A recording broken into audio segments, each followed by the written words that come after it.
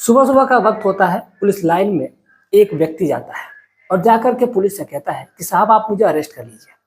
लेकिन जो वहाँ के थाना इंचार्ज होते हैं, जो इंस्पेक्टर साहब होते हैं, वो कहते हैं कि आखिर मैं तुम्हें क्यों अरेस्ट करूं। वो कहता है साहब आप मुझे अरेस्ट कर लीजिए, मैंने गुनाह ही कुछ ऐसा किया है। अब जैसे ही इंचार्ज साहब ये सुनते हैं तो उनको लगता है कि हो सकता है कोई शराबी होगा, कोई पी करके आया होगा और ऐसे ही फालतू की बातें कर रहा होगा।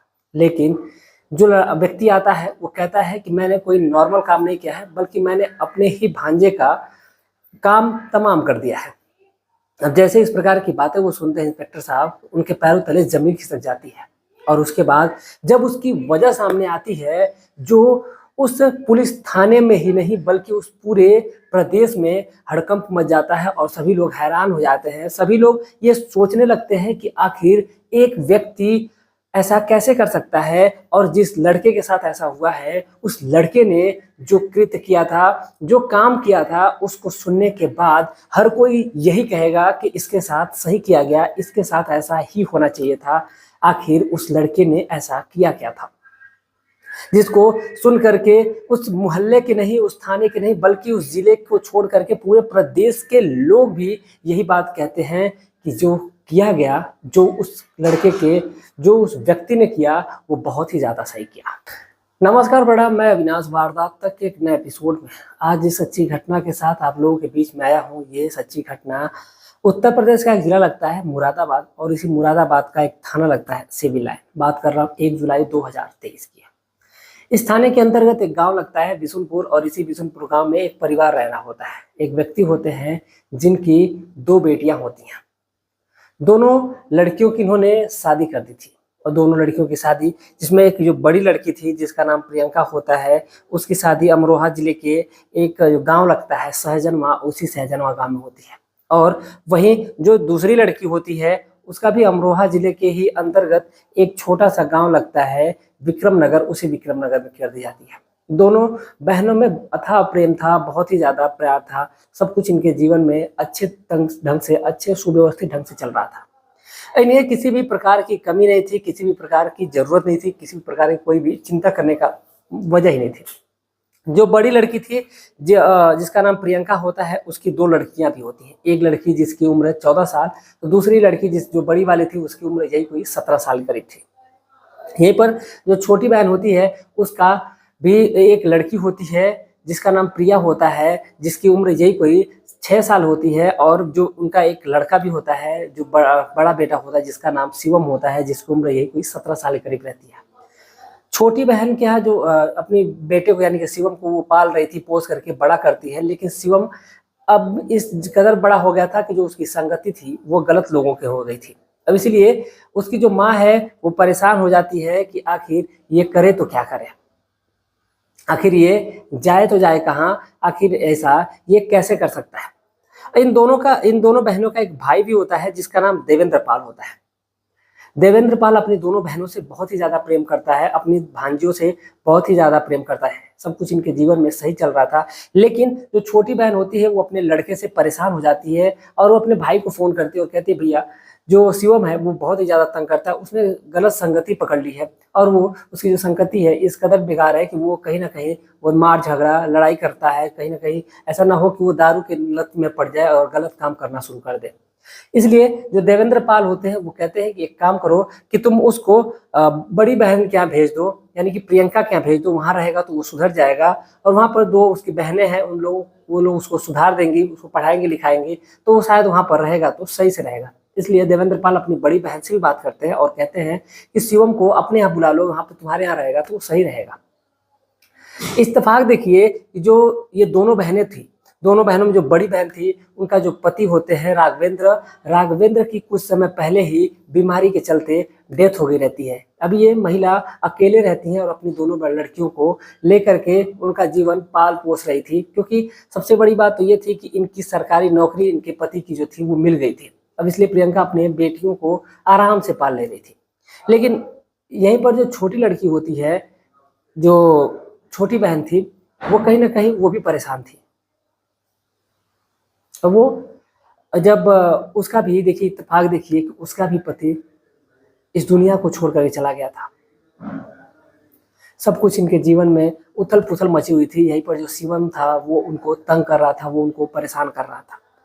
अब वो जब वहाँ चला जाता है और वहाँ पर जाता है तो वो अपनी बहनों से थोड़ा-सा डरा करता है, अपनी मौसी से डरा करता है। लेकिन अब ऐसे ही वक़्त अब आगे बढ़ता है, वहीं पर उसका एडमिशन करवा दिया जाता है, वहीं पर वो रहने लगता है। लेकिन जो शिवम है वो कहीं न कहीं बिगड़ता हुआ जाता है और भी अब वहाँ पर भी उसकी संगति गलत हो जाती है। अब वो कहीं न कहीं उसकी जो नीयत है वो इस कदर बिगड़ जाती है कि एक दिन जब अपनी बड़ी बहन को जब वो देखता है, तो देख कर के उसकी नीयत डोल जाती है, उसका ईमान डोल जाता है। अपनी बहन को जब वो नहाते हुए देख लेता है। एक दिन उसकी जो मौसी होती है वो तो चली गई रहती है बाज़ार, और यहाँ पर जो शिवम होता है वो घर पे अकेले रहता है और उसकी बड़ी बहन होती है, छोटी बहन स्कूल चली गई रहती है। और जब उसको नहाते आते हुए देखता है तो फिर वो उसका दीवाना सा हो जाता है। अपनी ही बहन के प्रति उसकी जो नीयत है वो खराब हो जाती है। अब ऐसे ही कुछ समय बीतता है और वो अब चोरी छुप के अपनी बहन के पे ही नज़र डालने लगता है। जब वो नहाने जाया करती थी तब, जब वो कपड़े बदलती थी तब उस पे नज़र डाले हुए था, नज़र गड़ाए हुआ था, उसकी चोरी छुप के वीडियो बनाता था। और ऐसे ही अब उसने जब ढेर सारी वीडियो को कलेक्ट कर लिया, तो वीडियो कलेक्ट करने के बाद एक दिन जब घर में कोई नहीं होता है तो हिम्मत करके अपनी बहन के पास जाता है और उसको बाहों में दबोच लेता है और दबोच करके उसके साथ गलत करने की कोशिश करने लगता है। अब इधर उसके साथ जैसे वो गलत करने की कोशिश करता है, लड़की उसको धक्का देती है और उसको गाल पर एक चाटा जड़ देती है।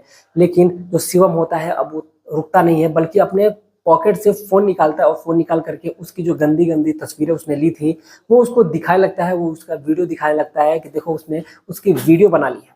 अब जब इस प्रकार की लड़की देखती है तो वो एकदम डर से जाती है, एकदम सहम से जाती है कि आखिर वो अब करे तो क्या करे? तब उसके पास कोई ऑप्शन ही नहीं था, उसके पास कोई चारा ही नहीं था।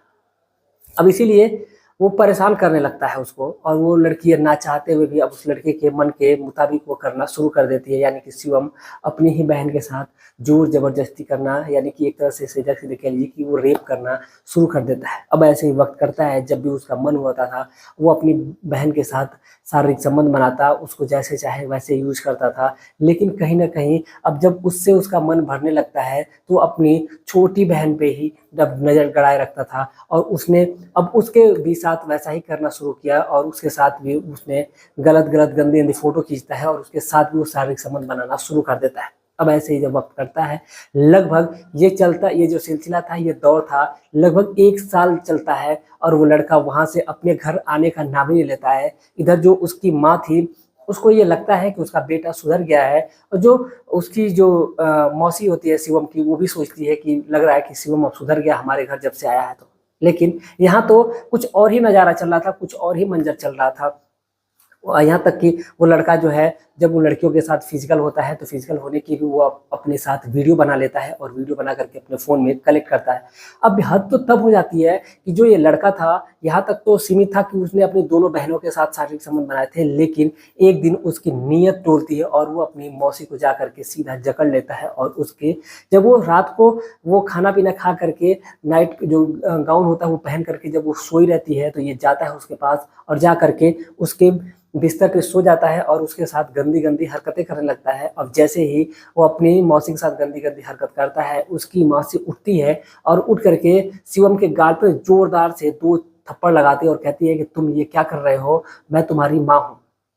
लेकिन शिवम कहता है कि चल हट, तू मेरी माँ वो कुछ भी नहीं है, तू जो मेरी माँ है वो घर पे है, तू मेरी मौसी है, और मैं तेरे साथ शारीरिक संबंध बनाऊंगा। ऐसी इस प्रकार की वो अभद्र बातें करता है। जो महिला थी उसको गुस्सा आता है। अब महिला कुछ बोलती इससे पहले शिवम अपना फोन निकालता है और उसकी लड़कियों की ही गंदी गंदी वीडियो दिखाने लगता है, फोटो दिखाने लगता है और कहता है कि मैं अगर तू नहीं मेरे साथ संबंध बनाएगी तो मैं इस वीडियो को वायरल कर दूंगा, और ये जो वीडियो है मेरे पास, वो वीडियो मैं सभी वीडियो को वायरल कर दूंगा, और जो तो ये लड़की मेरे साथ शारीरिक संबंध बनाई है उसकी भी वीडियो दिखाता है वो, और उस दिखा करके उस महिला को ब्लैकमेल करता है और उस महिला के साथ भी जबरदस्ती शारीरिक संबंध बनाता है। जब उसका मन जैसे चाहता था वैसे करता था। अब ये सिलसिला, ये दौर अब शुरू हो चुका था। कभी वो माँ के साथ तो कभी बेटियों के साथ ये शारीरिक संबंध बनाते रहता है। वक्त गुजरता है लेकिन हद होने लगती है। जो लड़का है अपनी मौसी से जो उसकी जब पेमेंट आती थी तो उस पेमेंट से जितने चाहे उतने पैसे ले लिया करता था उन लोगों को ब्लैकमेल करके। अब हद हो जाती है। इधर जो प्रियंका होती है, जब उससे बर्दाश्त नहीं होता है तो वो अपने भाई को यानी कि देवेंद्र को फ़ोन करती है और कहती है कि भैया तुमने ये क्या कर दिया हमारे साथ, तुमने तो इसे सुधारने के लिए भेजा था लेकिन ये तो हमारा पूरा परिवार ही उजाड़ दिया है, हम लोगों के साथ ऐसे ऐसे किया है। पूरी जो दास्तां को वो सुनाती है महिला अपने भाई से, तो उसके भाई का खून खौल उठता है और वो गुस्से में लाल हो जाता है और वो कहता है कि ठीक है मैं इसका इंतजाम करता हूँ। वो शिवम को फोन करता है और कहता है कि शिवम मुझे कुछ काम है, तुम मेरे ऑफिस पे आ जाओ। अब जैसे इस प्रकार की वो बातें करता है, शिवम उसके ऑफिस पे जाता है, लेकिन शिवम को वो कहता है कि मैं ऑफिस से यहाँ चला आया हूँ। एक सुनसान जगह पे वो बुलाता है और बुला करके उससे उसको समझाता है, समझाता बुझाता है, लेकिन जो शिवम था वो सुनने का नाम ही नहीं लेता। जब शिवम से उसका वो फोन मांगता है तो वो फोन देने से मना कर देता है। जो देवेंद्र होता है वो हट्टा कट्टा इंसान होता है, लंबा, उसके आगे शिवम की क्या औकात थी। शिवम को वो पकड़ता है और पकड़ करके जोरदार चाटा मारता है और उसको बहुत ही बुरी तरीके से ऐसे मारता है कि वो ऑन द स्पॉट वहीं पर उसकी डेथ हो जाती है। अब जैसे उसकी डेथ होती है तो फिर इधर जो शिवम का जो मामा है वो परेशान, यानी कि देवेंद्र जो है वो परेशान हो जाता है कि आखिर ये क्या मैंने कर दिया, मैंने तो इसे समझाने के लिए बुलाया था लेकिन यहाँ तो बहुत ज़्यादा गड़बड़ हो गई, यहाँ पर तो ये दुनिया को छोड़ करके ही चला गया। अब इसलिए वो परेशान हो जाता है कि आखिर वो करे तो क्या करे, लेकिन उसे इस बात से कोई भी ज्यादा दिक्कत नहीं थी। वो सोचता है कि चलो जो भी हुआ अच्छा ही हुआ, इसने मेरी बहन को, मेरी भांजियों को तंग कर रखा था, इसका साथ ऐसा ही होना सही था। अब इसीलिए वहां से वो सोचता है कि इसको मैं ले चल के रेलवे के ट्रैक पर रख देता हूँ और ट्रैक पर रखने के बाद से ट्रेन आएगी तो इसको ये कट जाएगा और कट करके ये सीधा इस दुनिया को छोड़ कर चला जाएगा। लोगों को लगेगा कि ये अपनी बहन के साथ गलत किया था, इसलिए स्ट्रेस में आकर के इसने खुद को सरेंडर कर दिया और ट्रेन के हवाले कर दिया। लेकिन वो वहां से उसकी बॉडी को लेकर के ट्रेन पे पहुंचता है और वहां पटरी पर सुसला जाता है। लगभग 2 घंटे का समय गुजर जाता है और रात से सुबह हो जाती है लेकिन कोई ट्रेन ही नहीं आती है। अब इधर ये जो व्यक्ति है वो परेशान हो जाता है, हैरान रहता है कि वो करे तो क्या करे, इसलिए उसकी बॉडी को वहां से साइड हटा देता है और सीधा वो उठता है और उठ करके वहां से वो सीधा थाने पहुंच जाता है। यानी कि सोचिए कि वो 2 बजे रात से और सुबह के 6 बजे तक इंतजार करता है, कोई ट्रेन ही नहीं आती है। और जैसे ही सुबह होती है तो वो सीधा थाने पहुंचता है और कहता है कि मैंने मर्डर कर दिया है और मैंने एक कत्ल कर दिया है, आप मुझे अरेस्ट कर लिए। क्योंकि जब थाना इंचार्ज इस बात को सुनते हैं तो वो परेशान हो जाते हैं और उनको लगता है कि ये कोई शराबी है, पी करके सुबह में आया है और हमें परेशान कर रहा है। लेकिन जब देवेंद्र पाल उससे बातचीत करते हैं, उनको समझाते हैं कि ऐसे ऐसे सारा सिलसिला हुआ है, तो जो इंस्पेक्टर साहब होते हैं यानी कि जिनका नाम राम प्रकाश शुक्ला शर्मा जी होता है, जब वो इस बात को सुनते हैं, जब उनको लगता है कि हाँ ये गलत हुआ है, तो फिर उस व्यक्ति को अपने कांस्टेबलों के साथ गाड़ी में बैठाते हैं और बैठा करके ले करके सीधा उस घटनास्थल पे जाते हैं जहां पर उसने अपने भांजे को मार करके सुलाया हुआ था। और वहां से उसकी बॉडी को पंचनामा किया जाता है और लेकर के पोस्टमार्टम के लिए भेज दिया जाता है। और फिलहाल जो ये देवेंद्र जी है वो अभी पुलिस की हिरासत में है, उनको सजा मिली है और वो जो कोर्ट है वो सजा तय करेगा कि इनको कितना सजा दी जाएगी। क्योंकि यहाँ पर सेक्सुअल हरासमेंट का भी धीरे धीरे कहीं ना कहीं उस लड़के पे केस चलना था और जो अपनी बहनों के साथ इस प्रकार का अपनी मौसी के साथ कृत्य किया था। उन 3 जानों को बचाने के लिए देवेंद्र ने ऐसा गलत कदम उठाया था, तो ये कोई गुनाह नहीं है। शायद अगर आप भी होते तो यही करते। जब लोगों तक ये बात पहुंचती है तो उन्होंने सभी ने ये कहा कि जो किया है देवेंद्र ने वो सही किया, उसको ऐसा करना चाहिए था। और उस ऐसे लड़कों को, ऐसे दरिंदों को समाज में रहने का, जीने का कोई अधिकार ही नहीं है। आप क्या सोचते हैं इस पूरे घटनाक्रम के बारे में? आप अपनी राय जरूर दीजिएगा। आपके हिसाब से क्या देवेंद्र ने सही किया या गलत किया, आप अपनी राय कमेंट में छोड़िएगा। साथ ही साथ आप अपने जिले का नाम लिखिएगा। इधर जो उसकी छोटी बहन होती है, जब उसको इस बारे में पता चलता है तो उसको भी जरा सा भी अफसोस नहीं होता है, क्योंकि जो उसने अपनी बहन के बेटियों के साथ, अपनी बहन के साथ कृत्य किया था, वो ऐसा करने से शायद वो आज उनके साथ किया है, कल किसी और के साथ करता, कल किसी और की बहन बेटियों के साथ करता, तो शायद उसने ये सही किया। इसलिए उसने अपने भाई को के खिलाफ जो कोई भी रिपोर्ट नहीं लिखवाई, बल्कि ये मामला एक तरफा था। यानी कि देवेंद्र पाल बनाम भारत सरकार जो है वो केंद्र ये राज्य सरकार के खिलाफ जो है वो मुकदमा चलेगा और वहाँ पे जो भी होगा फैसला वो कोर्ट तय करेगी। बाकी आप क्या सोचते हैं इस पूरे घटनाक्रम के बारे में, आप अपनी राय कमेंट में जरूर दीजिएगा। इस पूरे घटनाक्रम को सुनाने का उद्देश्य किसी की भावनाओं को ठेस पहुंचाना नहीं, बल्कि आपको जागरूक करना है, आपको सचेत करना है। आप जहाँ भी रहें स्वस्थ रहें, सुरक्षित रहें, अपना ख्याल रखें, अपने परिवार का ख्याल रखें। मिलते हैं एक और सच्ची घटना के साथ, तब तक के लिए जय हिंद, जय भारत।